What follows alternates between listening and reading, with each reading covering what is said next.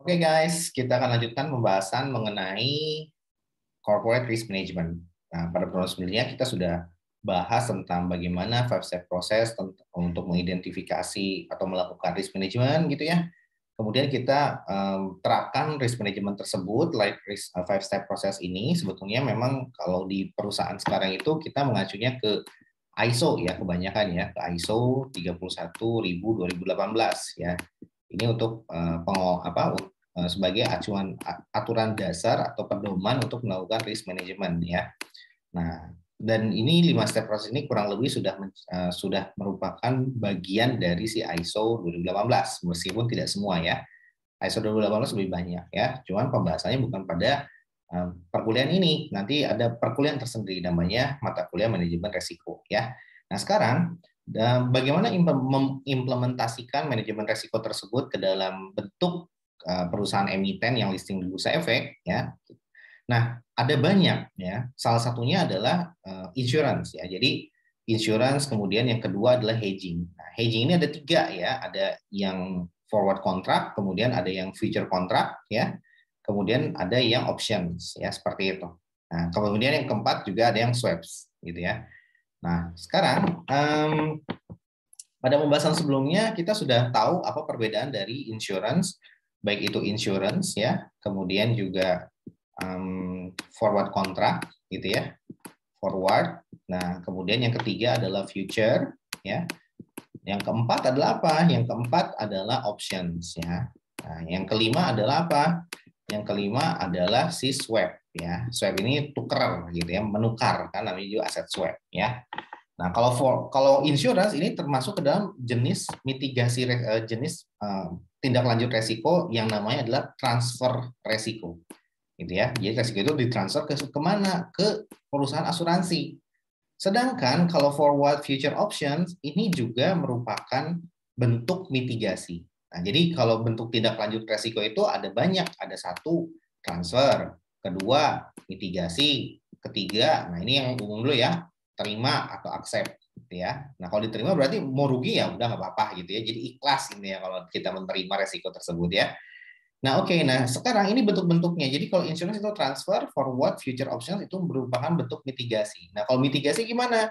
Resiko ditanggung oleh perusahaan, cuma perusahaan berusaha memperkecil dampak dari resiko tersebut. Artinya meminimalisir kerugian gitu ya, loss yang terjadi akibat ya resiko yang kita identifikasi. Nah, resikonya apa?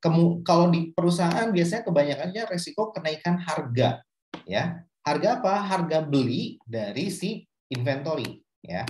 Atau harga jual dari apa? Dari inventory juga gitu ya. Ini sales price, selling price sama purchase price ya. Purchase price gitu ya. Nah, sebetulnya it's all about ini aja gitu ya. Harga beli dari inventory maupun harga jual dari inventory. Nah, kayak gitu ya. Nah, sekarang bagaimana cara meminimalisir agar kenaikan harga inventory ini kalau kita dari perspektif membeli inventory jadi purchase price gitu ya. Itu nggak naik terlalu tinggi gitu ya. Sehingga apa? Sehingga kita melakukan hedging gitu, melakukan agar nggak rugi-rugi banget ya udah kita ikat aja dari sekarang. Nah, itulah inti dari hedging ya. Nah, seperti itu. Nah, bisa dilakukan dengan 3 cara, forward, future, sama option. Silakan buka video sebelumnya ya untuk mendapatkan penjelasan lebih lanjut. Di sini saya tidak akan membahas detail ya. Nah, yang terakhir adalah swap. Nah, kalau swap ini berarti dia ditransfer gitu ya, resiko tersebut ditransfer ya. Kemana dia? Kayak tukar beli ya, tukar beli lagi, tukar-tukaran gitu ya. Misalkan debt swap gitu berarti apa namanya debt-nya ditukar dengan apa gitu ya. Nah, jadi itu salah satu bentuk transfer juga.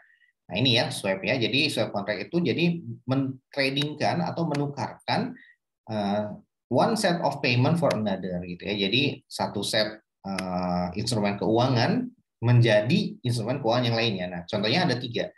Interest swap, currency swap, sama credit default swap ya.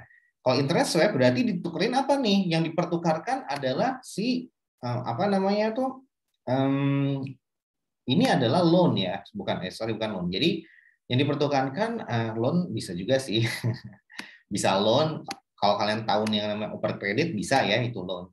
Atau kita bisa mempertukarkan yang namanya convertible bonds ya. Nah ini biasanya convertible bonds ya. Nah, jadi kita ditradingkan tuh dari fixed interest menjadi floating rate interest payment. Nah, kalau floating rate itu biasanya loan gitu ya. Jadi loan ini contohnya adalah over credit. Nah, gitu ya. Kalau apa namanya? Kalau untuk bond contohnya adalah convertible bonds ya. Nah, itu untuk interest swap ya. Jadi dari fixed interest kita udah tahu ya, fixed interest itu bunganya tetap. Tapi kalau floating interest ada JIBOR, ada LIBOR, nah kayak gitu ya. Nah, jadi ada fondasi yang apa namanya yang menyebabkan dia interestnya itu naik turun ya. Salah satunya adalah karena adanya LIBOR sama atau JIBOR ya. Nah, seperti itu. Nah, kemudian yang currency swap itu adalah pertukaran ini debt obligations in different currencies ya. Jadi intinya adalah dia punya utang, kemudian juga notes payable atau bond payable-nya itu ditukarkan dari bentuk rupiah misalkan ke bentuk dolar gitu ya. Nah, kemudian yang ketiga adalah credit default swap. Nah, ini jika investor kita ya investasi di bonds ya, berarti investment in bonds gitu ya. Nah, kita khawatir nih, jangan-jangan ini bakal default. Artinya perusahaan ketika bondsnya jatuh tempo nggak mampu bayar. Nah, maka dia bisa membeli credit default swap. Nah, artinya apa? Kita akan beli misalkan ini dijaminkan ke bank gitu ya. Ya udah deh nanti atau ke perusahaan asuransi gitu ya atau ke insurance companies. Nanti kalau terjadi default ya, jadi si ini tuh dijaminkan gitu ya. Maka dia ya bisa dijaminkan kalau ke asuransi atau dia ke bank sebagai agunan atau apapun gitu ya. Nah, artinya apa? Artinya ya nanti si bank inilah yang akan membayar ya si bonds tersebut kalau terjadi default. Nah, tapi memang syaratnya itu adalah jika terjadi default, maka misalkan prinsipalnya itu adalah 1 juta, 1 miliar lah gitu ya. Maka 1 miliar ini nanti yang akan membayar adalah bank atau lembaga keuangan yang menjual si kredit default swap ini, gitu ya, swap ya. Seperti itu ya. Nah, jadi itu adalah bentuk ini ya, swap kontrak. Jadi ini termasuk kategori apa? Kategori transfer resiko ya, transfer resiko. Nah, oke. Pada pembahasan kali ini saya ingin juga bahas mengenai contoh dari forward contract ya, seperti ini ya. Nah, oke, contohnya adalah seperti ini. Kita akan diambil dari bukunya Tiltman atau di slide-nya juga bisa dilihat ya. Nah, ini pada dasarnya ceritanya seperti ini.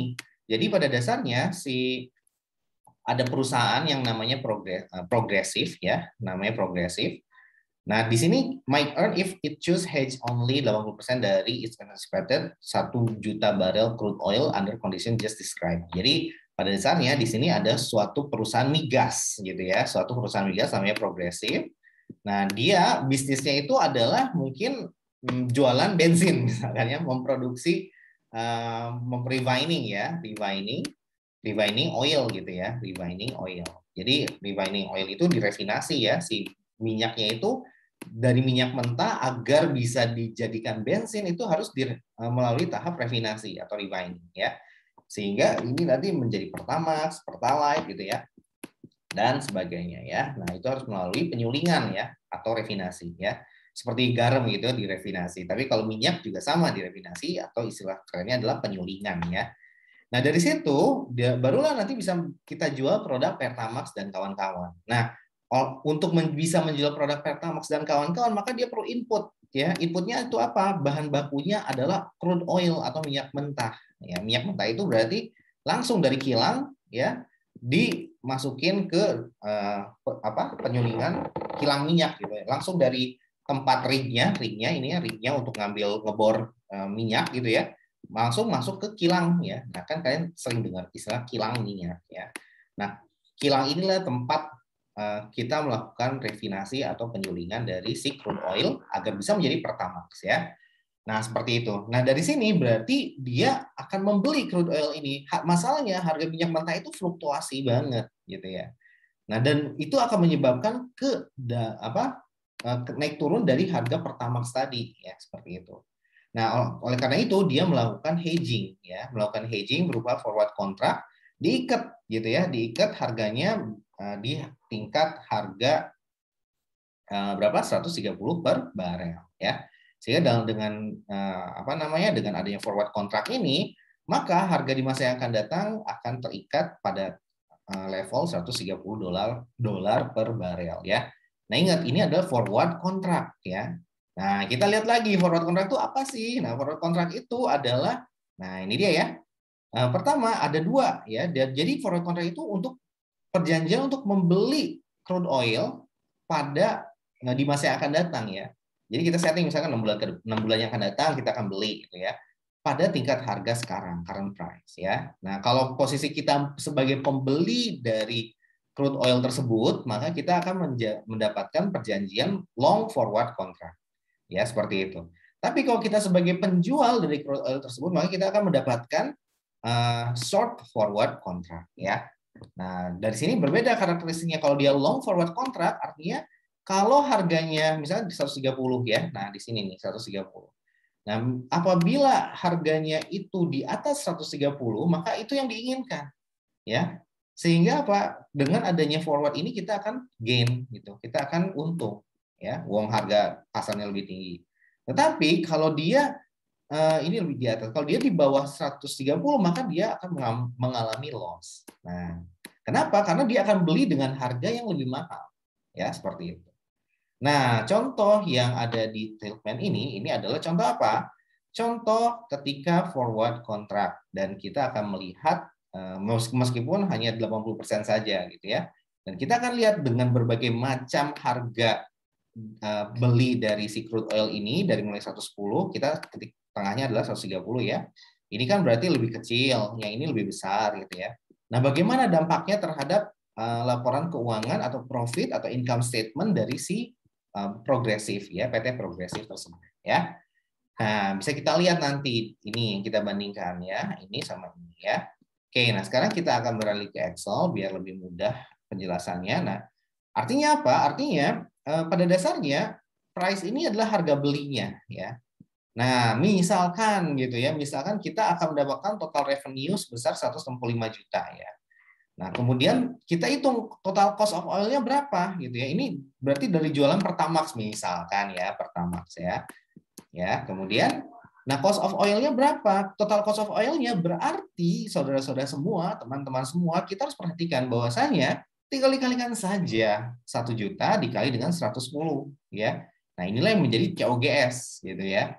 Minus 110 juta dolar ya. Dan ditambah 30 dolar per barel untuk biaya penyulingannya. Nah, berarti berapa? Tinggal 30 dikali dengan 1 juta minus 30 juta. Nah, berarti ini totalnya berapa? Totalnya adalah 140 juta ya. Nah, tinggal dikurangin 165 dikali 140 ini adalah net income apabila tanpa hedging ya, tanpa forward contract ya. Nah, 25 juta. Nah, kalau dia mengikuti forward contract dalam artian ini adalah pembeli ya. Nah, kalau pembeli maka sifat forward contract-nya itu adalah long forward contract ya. Kalau penjual maka dia short forward contract gitu ya. Nah, kalau bagi pembeli justru harga di bawah 130 ini akan rugi ya. Kenapa? Karena lebih kecil, dia bisa membeli pada harga yang lebih rendah. Sedangkan kalau adanya hedging ini kita akan beli di harga yang lebih tinggi. Ya, otomatis rugi. Ruginya berapa? Tinggal 110 dikurang dengan 130. Tinggal dikali dengan dikali dengan 1 juta ya. Kemudian nanti dikali dengan 80% ya. Hasilnya adalah berapa? Hasilnya adalah 16 juta ya, seperti itu. Ya, jadi saya ulangin bahwa 16 juta ini dari mana? 16 juta ini dari ya selisihnya ya. Selisih antara 110 dikurang dengan harga hedgingnya, ya tinggal dikali dengan jumlah barel dan berapa yang dihedgingkan 80%. Hasilnya adalah 16 juta. Ya, jadi ada kerugian sebesar 16 juta ya karena selisih harga yang lebih murah dari 130. Nah, totalnya karena ada kerugian dari hedging ini maka kita akan berkurang profitnya. Berapa profitnya? Dari 25 menjadi 9 juta. 25 dikurang 16 menjadi 9 juta. Nah, ini adalah net income yang terakhir ya setelah dikurangi dengan hedging loss ya. Loss on forward contract ya. Loss on forward contract ya. Seperti itu. Jadi loss-nya yang ini ya. Jadi setelah dikurangi loss on forward contract ya. 9 juta. Nah, kita lihat nih kalau dia itu kan tadi di bawah. Kalau dia di atas ya seperti ini 135, maka kalau dia tanpa hedging maka ini nilainya akan nol, tidak ada net income ya. Rugi gitu ya. tidak ada gross profit, maaf ya. Ini karena kan revenues dikurang dengan cost ya. Jadi ini kita anggap gross profit lah ya. Ini gross profitnya. Tidak ada gross profit, otomatis net income juga bakal makin kecil ya, bakal makin rugi.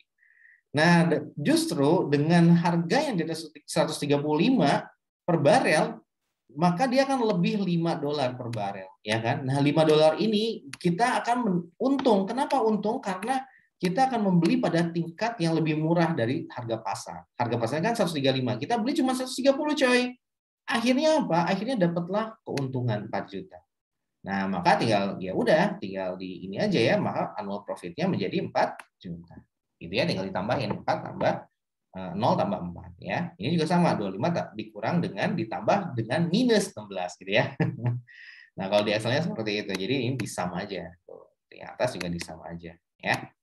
Nah, hasilnya adalah dari sini artinya ketika harganya di atas 130 maka dia akan untung gitu ya. Nah, seperti itu. Nah, kalau kita totalkan dari 110 rentang harga sampai 140 memang sih lebih besar yang tanpa hedging ya. Nah, yang dengan hedging jadi lebih smooth gitu ya, lebih kecil. Cuman ini kalau dilanjutin ke bawah ini bisa lebih gede gitu ruginya ya. Nah, nanti masih kalau dengan hedging malah jadi lebih untung gitu ya. Nah, oke. Nah, sekarang rentang kesimpulannya adalah rentang harga apabila tanpa hedging sangat tinggi banget dari minus 5 ke 25 juta. Sedangkan kalau dengan hedging cukup rendah deviasinya dari 3 ke 96 doang ya. Bayangkan kalau ini berapa? 30 deviasinya ya. 30. Kalau ini cuma 6. Ya, 9 kurang 3. Nah, artinya apa? Artinya justru dengan hedging ini akan meminimalisir resiko. Gitu ya. Meminimalisir resiko kerugian. Seperti itu ya. Oke, nah itu tentang hedging ya. Nanti kita akan bahas tentang options pada video yang selanjutnya. Terima kasih.